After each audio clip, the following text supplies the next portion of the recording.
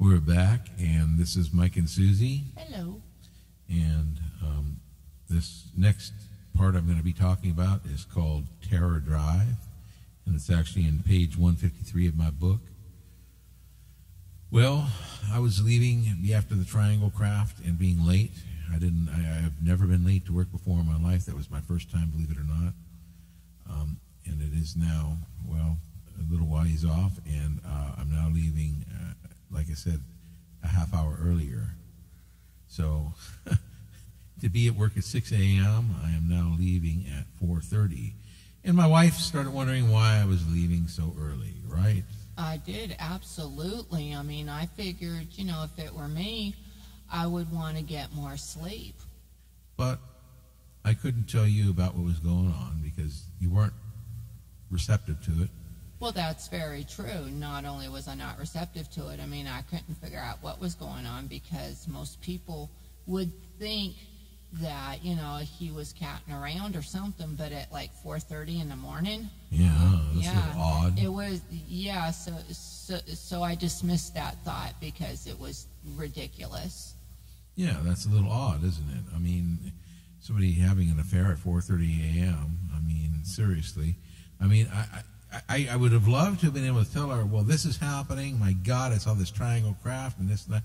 It just wasn't looking good on me every time I mentioned this stuff. So I learned at that point in my life to just shut up about it. Don't tell anybody about it. It was better that he didn't say anything, It was a little simpler. It really was. It made my life a little easier instead of having to go through the ridicule and harassment, right?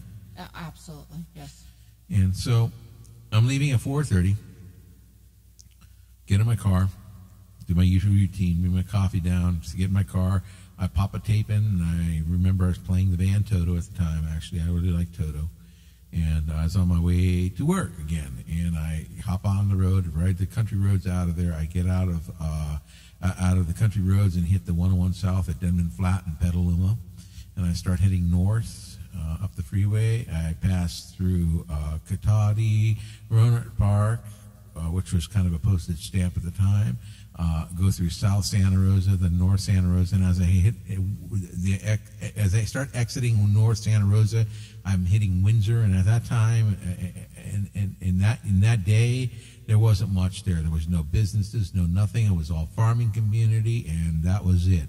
There were reservoirs and things like that, little lakes and things like that. Seriously desolate, yes. Desolate, right? Yeah, Not a single. Very, very desolate. Did they have street lights even out there? Oh no, nothing like that at all, especially that early in the morning. There's nothing. There was really nothing. Once you get past Santa Rosa, it's desolate, and it's a stretch between Santa Rosa and Hillsburg. I worked in Hillsburg. That's where the shop that I worked in was located. So I'm cruising out of Santa Rosa, and I'm going past Windsor, getting further and further, listening to my song. I still have my Toto tape on. And as I get to the, what do you call, about 3 miles or so from the first exit in Hillsburg, I look out in the field and I see what appeared to be a halogen headlight. That's the best way I could describe it. Almost like on a motorcycle, like you would see a really bright one that I've never seen so bright. It's in this field way off there, and it's just coming at a high rate of speed heading toward the freeway. And I thought, what the heck? Is somebody four-wheeling out there on one of those ATVs or something? That's what I thought, okay?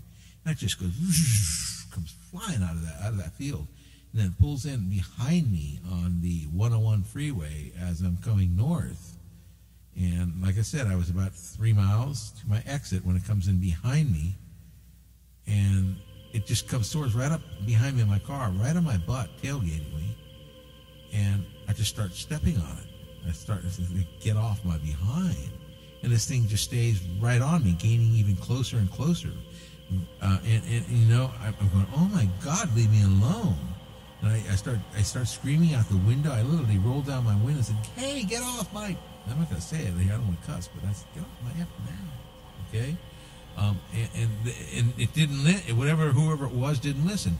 All of a sudden, I feel my car lift up off the road. And that's the best way I can describe it. Bright lights behind me, the car lifts off the road, and as it lifts off the road, it starts going right, and I'm trying to steer left to bring it back on the road. As I'm trying to steer, everything went dead in the car. The tape stopped playing, the headlights went out, the engine stopped, and everything just went completely dead. And I was moving to the right as I'm trying to steer left. And I thought, oh no, I'm going to crash. And all of a sudden my car, it was like, it starts slowing down, and I feel like it slows down, and then it goes to the right side out into this field. And it just keeps moving over to the right, and then finally it like it drops in this field, and it goes boom. And I thought whatever it was wrecking my car. And Susie, how would you feel having this happening? I mean, I couldn't explain this to you. I'm going to get on with this story here, but I want, how would you think it? I've asked you this before. How would you feel if this happened to you in a car? Oh, me? Yeah, you. Oh boy. You must have been scared out of your mind. I mean, because cars just don't stop and lift all by themselves. No, they don't. And I was terrified. I was absolutely terrified, and I started realizing that it was something more than just a vehicle behind me. However, there was something very peculiar about it, and okay, let me put it this way. I'm going to cut right to a chase with her, because she knows, because she sees me go through my flashbacks on this. Whenever it's nighttime, what is it when I pull up? What pulls up behind me? I said, "Oh my God, I'm getting a flashback of this. What is it? You know what it is, Susie?" Yeah, you get a flashback of the night. The morning in the field. Okay, but what is the sound? Well, it's the high pitched, whiny sound. Diesel engine, again, a diesel truck. Exactly. Yeah. Like machinery. That's what it sounded like, and that's why I thought it was honestly a tow truck doing this to me, and I really couldn't kind of rationalize it properly that fast. And I hear behind me, and it sounds just like a tow truck with winches going behind me as my car jerks down to the ground. And as my car goes down to the ground, all of a sudden the noise just got even louder, and as the light got brighter, and as I look in my driver's side rear view mirror on the side mirror, I see silhouettes of beings, and it was 4 beings approaching my car, 3 shorter ones and 1 taller one. Okay, that's what I saw. And here's an image of what I actually saw approaching my car. Was kind of an artist's rendition of what I saw. And oddly enough, yes, the taller one was wearing what appeared to be a hat. I know it sounds so bizarre, and everybody says, "What's this hat got to do with anything?" I later find out that the Catholic Church has a lot to do with that hat in the black beret, because it was a hat, and that's the type of hat that the original clergy used to wear in the Catholic Church. And it's just kind of an odd thing, and I didn't even really put 2 and 2 together until many years later. But as they approached the car, I quickly roll up my window. I realized these weren't people. I roll up my window, and I locked the door, and I jump in the back seat. Why I did, I don't know. They knew I was in the vehicle, and I hid on the floor behind I tried to curl up in the fetal position behind the seat and hide on the floor. And all I see is these beings approach the car, and I see one of them, the tall one. He puts his finger up in the air. It's like a finger, and I know it sounds like E.T., but I'm going to tell you, this is what happened. This is really bizarre. The whole car lit up. As the car lit up, I literally felt my body grow hot, and then all of a sudden, it's like I just dematerialized and became materialized inside of a white room. And the white room was just empty, had no sounds, no substance. It had light in it, but no light fixtures. It had 1 bench running the length of the wall. I was completely naked, laying on the floor. I wondered what happened to my clothes. I was not combative at all at this point, because I wanted to get to the bottom of what was actually going on. It's been happening all of my life. I hoped I could actually understand what's going on. And as I sit there and close my eyes and rest for a minute, all of a sudden, these 3 beings appear before me. This time it's 2 of the gray beings and 1 of the humanoids, like I've described before.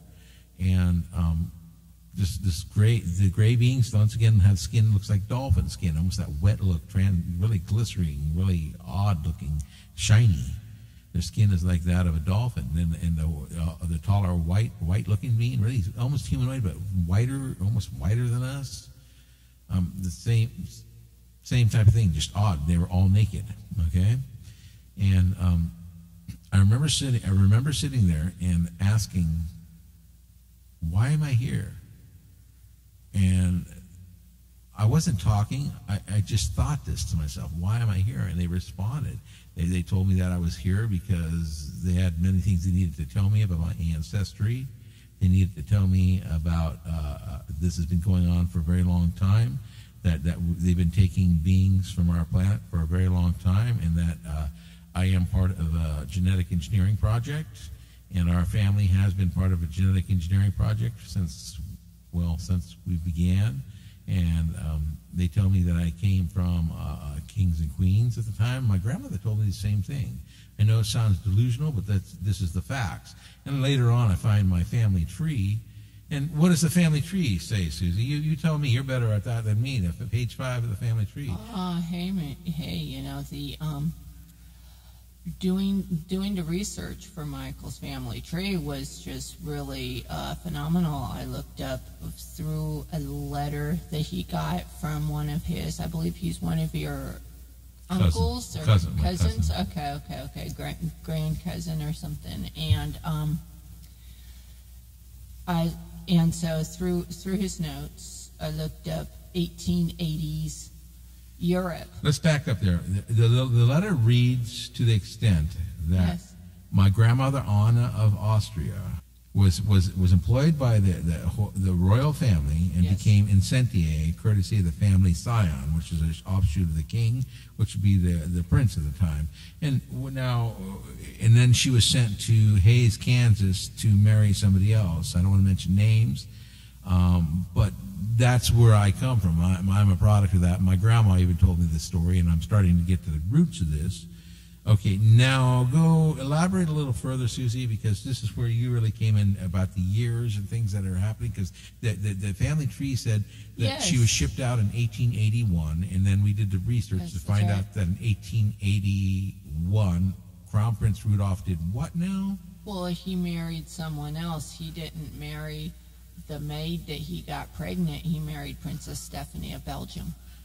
Okay, and what happened? You tell the story on that real fast, as fast as you can. All right, I will. Rudolph and Stephanie weren't exactly, the happy couple. I guess they were at first, but after a while, he started philandering again, and so did she. And he ended up getting a 16-year-old Mary Vetsera pregnant. And at this time, he was about Now, clarify 30. he. Who's he? Oh, Prince Rudolph. Sorry, guys. Prince Rudolph got Mary Vetsera pregnant, and the only thing we can do is figure from this point that he didn't want to lose another child. So he sent Mary out to his hunting lodge in Maryland, and in January of 1889, shot her. And she she passed on, and the baby she was carrying obviously passed on too. And he turned a gun on himself and shot himself in the head. Now they were talking about in like the newspapers of the day and stuff that he had died from heart complications, but as you can see in the photo, he has a bandage wrapped around his head. Obviously, that's where he shot himself. Okay, now here's the time frame. Now this is interesting. I'm going to get back to what happened in that craft. I know I bounced away, but this is really important. This is where I'm coming from.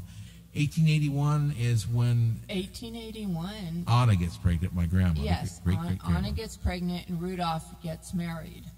In the same year. Stephanie, yes, both in 1881. And then the baby is born in 1882. 82. Which would be my great-grandmother. Yes. Okay.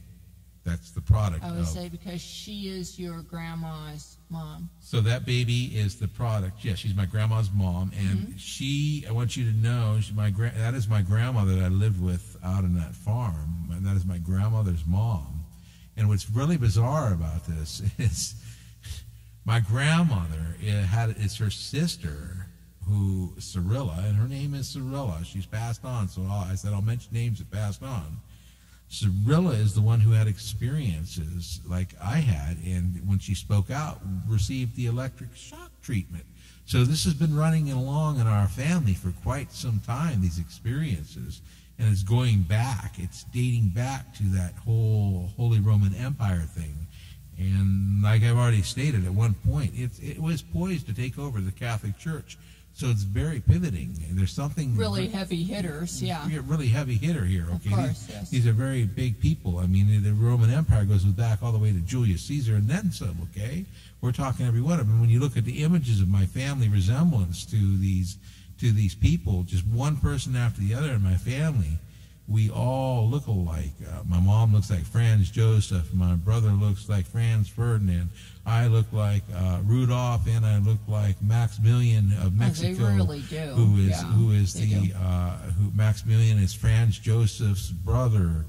Yeah, so these people are very significant in history. So now we're going to go back here. I'm in this craft. I'm naked. And I'm asking, once again, I'm going to recant. I'm asking why I'm here, and that's when they explained to me. And I didn't know all this information until years later, okay? This is how this works. And this is so irony. Now they're telling me that I'm here because I come from royalty, and I'm going, oh, my God. And I remember my grandmother telling me this, not to speak of these things, okay? And they said that my lineage goes a very long way back, and that they've been part of our family for a very long time. And that's why these beings who came in the atrium said that they were my parents, because I have, this sounds so bizarre, even bizarre to me saying it, and it doesn't. When I get into the Morgellons issue, it starts making sense. They said that I have three parents, them, my dad, and my mom. And my mom told me, and she said it to you too. What did she say? His mother had said that while she was pregnant with Michael, that she was taken aboard a craft, and that it was very, very uncomfortable, and she doesn't like talking about it. So they took her aboard the craft and altered my DNA. And they've been doing this with a lot of humans, just so you know. This is something that isn't new. It's just something that's not talked about. This isn't something that's a common knowledge because, well, it's being kept from each and every one of you out there. The truth of the matter is we come from ancient hominids, okay? And those hominids are, well, they are the flour to baking, okay? We use flour for making cookies, brownies, cakes, chicken, what have you, okay? It's the staple item, and that's what the hominids are. There are no fossil remains in between the hominids and modern human. And if we were evolving, there would be fossil remains of evolving humans, okay? So what these beings have been doing is they go down here to Neanderthals and take them and alter their DNA, and then they put them back in population. And then when they breed, they're being watered down, and that's where Morgellons is coming in, okay, which is a whole other issue. I'm going to get into that in another episode. Okay, but here's what's going on. These beings go on and tell me how dissatisfied they are with what's happened, that the Ark of the Covenant was given as a gift to renew this planet, and that our people of this world have totally destroyed it. They abused it, used it for wars, for killing. Everything they've ever done is for wars and for killing and for monetary gains. And it went on and on. And I basically asked, what do you want me to do about it? I'm just a man. They said, we want you to do what you're doing, what I'm doing right here, talking about it, speaking out, disclosing it, sharing it. And that's what I've been doing. Yes, people need to know. They really do. At first, yeah, she's right. And at first, I didn't want to say anything. I'm going to get that, because this gets deeper. I want to get this episode, this abduction episode, went on for quite some time. Actually, it went in very depth. Then what they do is the next thing I feel is my body grow warm, and then suddenly I'm appearing in my driver's seat of my car, fully clothed, with my hands on the steering wheel, And with that, my car shifts into park. I couldn't shift it into park on its own. The engine started on its own. The radio, the tape deck started playing again, the Toto song right back where it left off. And the car lifted off the road, and went over to the side of the road, and was set down. And I'm going, oh my God. And with that, one of my work buddies comes up in his car. As this car comes around me, it passes me on the freeway. I start following this thing, and as I'm chasing this thing up the freeway, up to my where I work, my buddy comes up next to me who works with me, Alex again, oddly enough, and he comes next to me. He's right beside me on the freeway, and we're both chasing this vehicle as it goes up the freeway. And as we get right to our exit, this thing shoots straight up in the sky. When I arrived at work, mind you, first of all, I'm arriving with the final buzzer ringing, so I'm not late, I'm just on time. When, remember, I'm leaving a half hour earlier, and I usually had 15 to 20 minutes free time beforehand, so I'm leaving a half hour earlier, giving me, what, another 45 minutes. 45 minutes. So there's 45 minutes of missing time that I can't explain for. And then as I get out of the car and I'm walking to work, Alex says, Mike, what was that thing on the freeway? And I go, I don't know. You saw what I saw. I wasn't going to tell him I was just on a graft. Those guys would have just totally freaked on me. So I said, I don't know. And he goes, that was weird. I said, yeah, it was. And as I'm walking in, I see another work buddy, Rick. And Rick says, hey, Mike, why was your car parked out in the middle of the field? I said, what do you mean my car out in the middle of the field? He says, I was coming up the freeway, and I saw your car way out in the field. I wondered how the hell you even got it out there.